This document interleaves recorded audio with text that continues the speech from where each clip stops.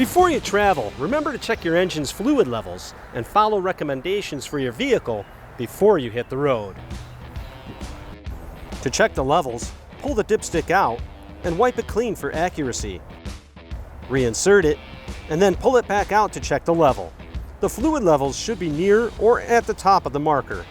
If it's not full, then you need to add fluid and check the level again. To avoid overheating and engine problems, it's important to check all the fluids under the hood, including the coolant or antifreeze fluid for your radiator. And don't forget to top off your windshield washer fluid to keep your windshield clear of dirt and grime.